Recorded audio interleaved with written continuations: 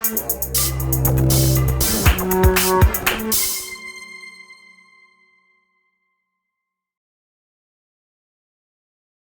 postures that we've looked at so far were all chosen because step by step they helped us understand particular principles and then how those principles interlink and build on one another. So we've expanded our understanding of structural sympathy and how particular postures can have an A setting or a B setting, and how we can then use the contexts in more complex ways. We can mirror them, chain them, reverse them, merge them, combine them with steps, and so on. And at every stage we learned that as we add one principle to another, that we then start to unfold more possibilities. It's exponential, and this is what we call the multiplier effect. And it doesn't take very long. It only takes a few principles combined together before we've got so many possibilities that we could execute that it's effectively infinite. And this is what we call accessing the infinite curriculum. And that's not an idea that's unique to Yiquan. You'll find in lots of old wushu manuals people talking about a single movement having infinite possibilities.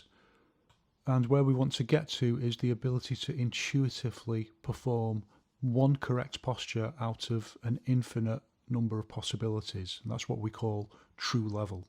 Anyway, the posture we're going to move on to next is a compound posture called monarch cast swine. And it involves wine, cast swine, not swine. That's my accent again. And it involves pulling back and then immediately shifting forwards into a hit forwards. And you can see that it pulls backwards and down and then moves forward. So it's a chained context, one follows the other. And it looks initially very similar to the toss the pancake posture. The difference being toss the pancake lifts the arms up first, like you're hitting up from underneath your opponent's arms, whereas monarch cast swine pulls the arms down first. So like they're over the top of your opponent's arms and you drag them down and back.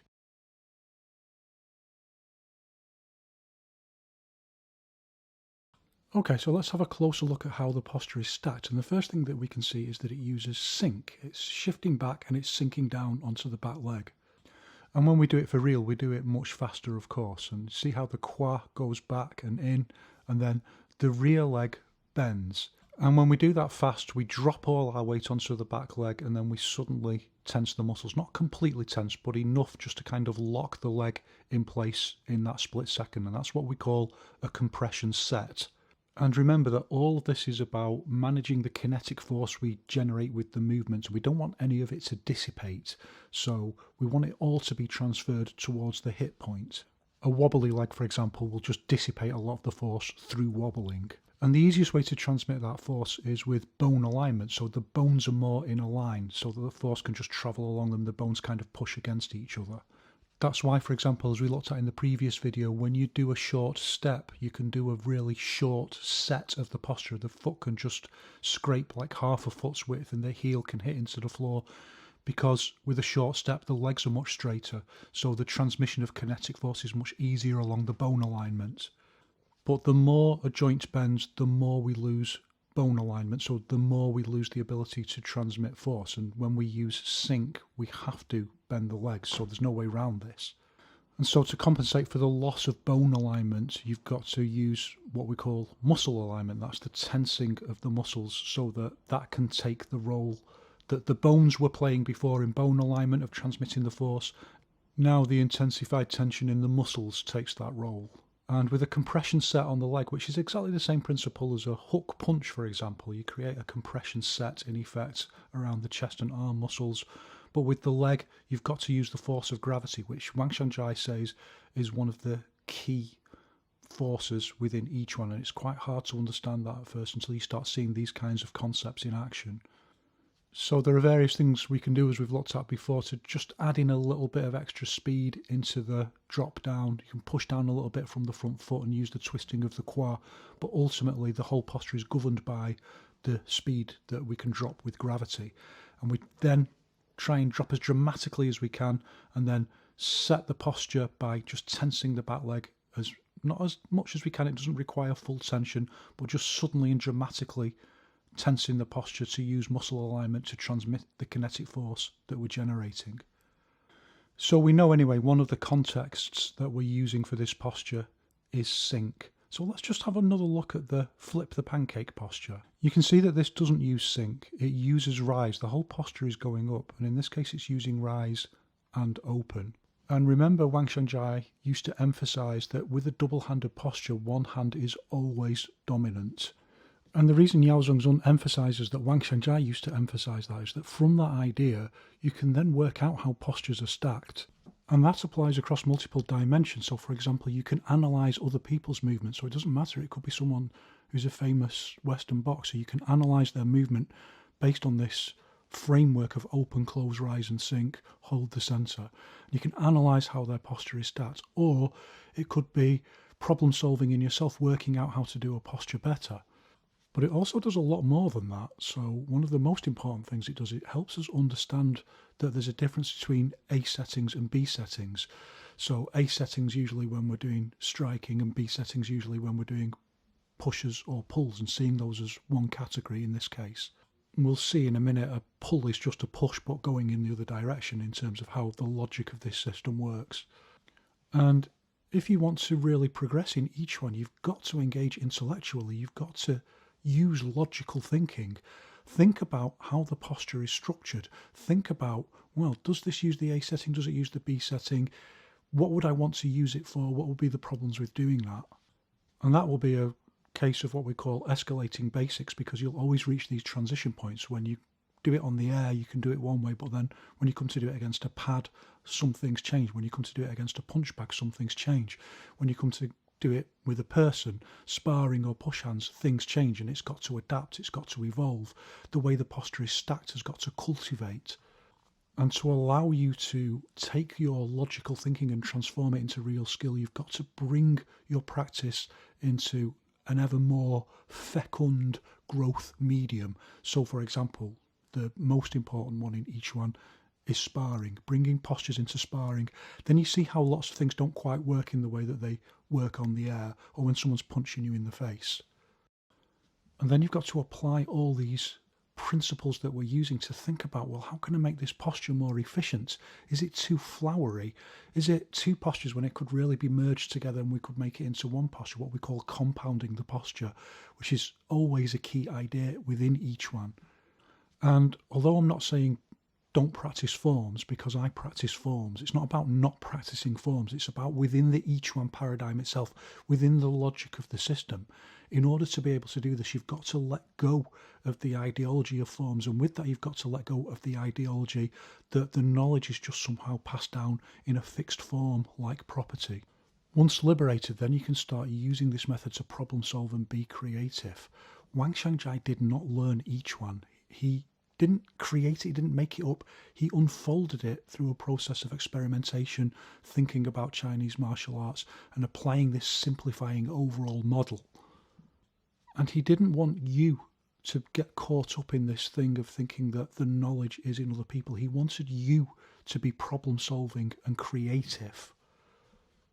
And I know there's a lot of pushback on this from within the each one discussion space, whether it's the people who say don't think about stuff, you don't need to use logical thinking, it will all just be there intuitively, or the other people who are like, no, it was some secret method handed down from Damo through Shaolin to Wang Xiangzhai.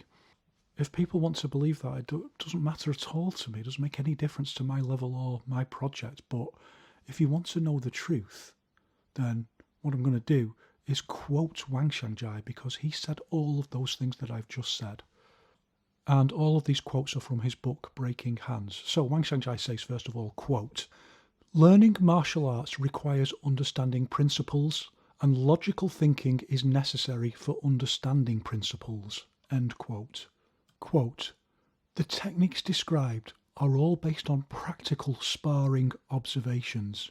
End quote. And that means the techniques that he's describing in the book. Quote, "Therefore, when learning any martial art, including Da Cheng Chuan, practitioners should personally filter and simplify the techniques, postures and methods to achieve unity. Postures represent the embodiment of intent and the path of innate vitality. However, too many postures can lead to difficulties in unifying intent and inhibiting the efficient flow of vitality. Hence, practitioners should question each posture. Can this posture be eliminated? Can it be merged with another posture? Can a simpler and more reasonable posture replace it? I used this approach to filter ancient Chinese martial arts and formulate Da Cheng Chuan. Similarly, learners of Da Cheng Chuan can apply this method to further refine their practice and achieve unity of form and power. While achieving unity of form and power is essential, it's equally important to detach the spirit from adhering to forms. End quote. And forms there very much has a double meaning, like taolu, forms, patterns, katas, but also fixed postures and techniques. But he doesn't mean don't have postures like punches that you practice. He tells us, in fact, he details several of these within the same book, so he's obviously not saying that. He's saying have less postures, be a little bit more like Western boxing, have template postures that can be infinitely adapted. Don't have these postures that you try and drill to be perfect, like in Xing Yiquan. You try and have the perfect Beng Chuan. Well, what happens if someone's a little bit offline? You can't use it, so you can't use that in a practical modern sense in terms of martial arts. I mean, you still hear people moaning about Wang Xiangzhai, but I mean, it's completely obvious, isn't it? It doesn't mean that you can't practice Xing Yiquan or enjoy practicing it, but it's completely obvious that that's true. In terms of using your logical thinking to explore each one and to understand that it exists in nature, it's not passed down. In this book, Wang Xiangzhai emphasises that all martial arts techniques are created by human beings. And what he's trying to do is move us over to trying to find the things that are based on natural laws. So he says, quote, Da Cheng Chuan's techniques rely solely on the natural responses of innate vitality, honed through rigorous training of various principles and laws. Even slight movements adhere to these laws. The natural and law-following vitality also becomes a conditioned reflex in the body's physiology. Its actions adhere to the law without conscious intent, much like an infant suckling, following natural instincts without deliberate thought. End quote. So none of these postures are things that Wang Xiangzhai himself learned from somewhere else. That's not the idea of each one. So something's gone wrong somewhere where people are not getting this idea that these postures exist in nature. So when people say, who is your teacher? The only answer to that is nature. For the sake of the road to the future, the answer is nature.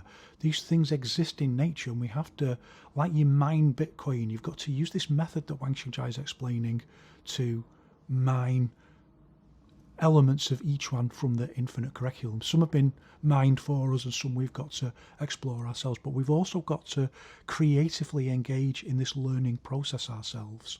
And at this point I've gone so far off track from the monarch cast swine posture, I might as well just carry on with what I'm talking about. So you've got to think about the quandary that Wang Xiangzhai puts you in here.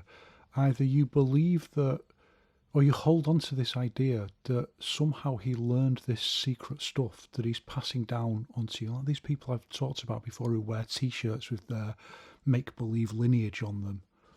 Or else you have to accept the logic of what Wang Xiangzhai is saying, which is that anyone could just make up each one. Because Wang Xiangzhai didn't learn it, he didn't invent it, he unfolded it. I mean, there's an alternative, and that's to think that Wang Xiangzhai was just a charlatan who made up a load of nonsense, which a lot of people are still arguing that. But both of those positions ultimately rest on a complete inability to understand this concept that these things exist in nature, just like medical science exists as potential in nature. Every single bit of medical science was made up, if you want to look at it like that, but also every little bit of medical science was unfolded based around natural principles in nature. But nevertheless, mapping the infinite curriculum, working on all of these different postures, following this problem-solving method that Wang Xiangzhai recommends, then if you can finally get this so that you can intuitively switch between gap and brace Varley on the fly in the moment, then that's where we say you're on the doorstep of true level.